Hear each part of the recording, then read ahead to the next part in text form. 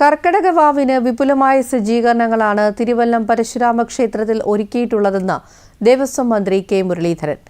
ബലിതർപ്പണത്തിനായി 11ഓളം ഷെഡുകൾ സജ്ജീകരിക്കും.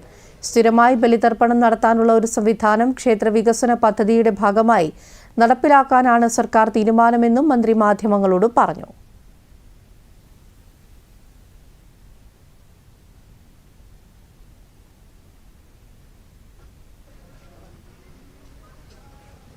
ഇവിടെ രണ്ട് കാര്യങ്ങളാണ് ഇവിടെ ചെയ്യാനുള്ളത്. ഒന്ന്, ആഗസ്റ്റ് 12-ാം തീയതി കർത്തവാവിന്റെ ആ ദിവസം നടക്കുന്ന ബലിതർപ്പണം ഭംഗിയായി സൗകര്യപ്രദമായിട്ട് നടപ്പാക്കുക. രണ്ട്, ലോങ് റണ്ണിൽ നിലവിലുള്ള കുറവുകൾ പരിഹരിച്ചുകൊണ്ട് ഒരു ദീർഘമായ ഒരു പദ്ധതിക്ക് സംസ്ഥാന സർക്കാർ കഴിഞ്ഞ ബഡ്ജറ്റിൽ ഇതിനൊരു പിൽഗ്രീം ടൂറിസം ആക്കാൻ തീരുമാനിച്ചിട്ടുണ്ട്.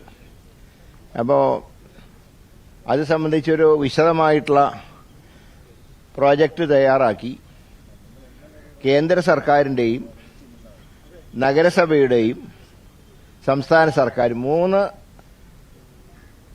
ഭരണത്തിന്റെ വിഭാഗങ്ങൾ ഒരുമിച്ച് ചേർന്നുകൊണ്ടാണ് ഈ മാസ്റ്റർ പ്ലാൻ ഇവിടെ പൂർത്തിയാക്കാൻ ഉദ്ദേശിക്കുന്നത്. അപ്പോൾ ഈ 12-ാം തീയതിയുള്ള സംവിധാനത്തിന് ഇറിഗേഷൻ വകുപ്പ് മാലിന്യങ്ങൾ നീക്കം ചെയ്യുന്ന പ്രക്രിയ നടത്തുന്നുണ്ട്. പക്ഷെ അത് 12-ാം തീയതി വരെയുള്ളൂ. പക്ഷെ അതിന് ശേഷം